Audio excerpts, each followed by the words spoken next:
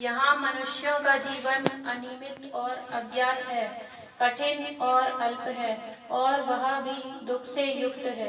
ऐसा कोई उपक्रम नहीं है जिससे कि पैदा हुए लोग न मरें। बुढ़ापा प्राप्त करके भी मरना होता है। जीव प्राणियों का ऐसा ही स्वभाव है। जैसे पके हुए फलों को सुबह के समय गिरने का डर होता है, वैसे ही जन्म लिए हुए प्राणियों को नित्य मरने से डर लगा रहता है। जैसे कुम्हार द्वारा बनाए मिट्टी के सभी बर्तन टूट जाने वाले हैं, ऐसा ही प्राणियों का जीवन है। तरुण, बड़े, बच्चे और बुद्धिमान सभी मरण के वश में चले जाते हैं। सभी मरण को प्राप्त होने वाले हैं।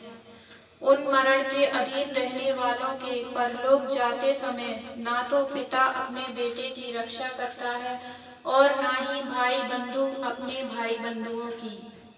भाई बंधुओं के देखते हुए ही, नाना प्रकार के विलाप को देखते हुए ही मरण अकेले ही प्राणियों को वध किए जाने वाली गाय की तरह ले जाता है।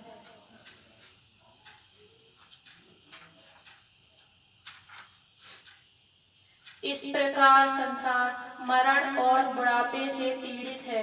इसीलिए धीर पुरुष संसार के स्वभाव को जानकर शोक नहीं करते। जिसके आने और जाने के मार्ग को नहीं जानते हो, दोनों अंतों को ना देखते हुए तुम व्यर्थ में विलाप कर रहे हो। यदि विलाप करते हुए अपना कुछ भी भला कर सके तो बुद्धिमान व्यक्ति भी अपने को पीड़ित करता हुआ वैसा ही करे।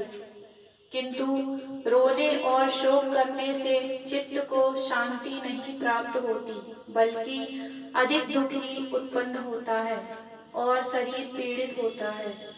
अपने आप को प्रताड़ित करते हुए व्यक्ति दुबला और कुरूप आप देखते हैं हो जाता है। उससे मरे हुए का पालन नहीं होता, इसलिए विलाप करना निरर्थक है। जो व्यक्ति शोक में पड़ा रहता है वह बेहद दुखी होता है। वह मरे हुए व्यक्ति के लिए शोक करते हुए शोक के ही वश में पड़ जाता है।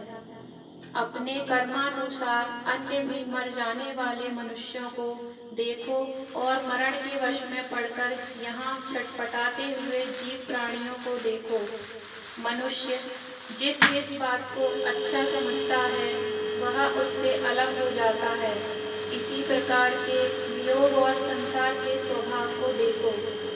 यदि मनुष्य 100 वर्ष या उससे अधिक आयु तक जीवित रहे तो भी वह भाई बंधुओं से अलग हो जाता है और यहाँ के जीवन को त्याग देता है।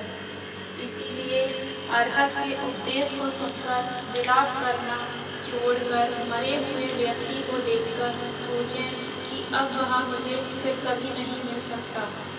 जिस प्रकार घर में लगी आग को पानी से बुझाएं, ऐसे ही धीर, प्रज्ञावान, बुद्धिमान और कुशल नर अपने में उत्पन्न शोक को तुरंत ही उसी तरह नष्ट कर देता है जैसे कि रुई को हवा उड़ा ले जाए। अपना सुख चाहने वाला मनुष्य अपनी पीड़ा रूपी कांटे को रोने, पीटने और मानसिक दुख को निकाल दे। जो पीड़ा रहित है, अनासक्त है और चित्त शांति को प्राप्त है, वह सब शोक से परे हो, शोक रहित हो, शांत हो,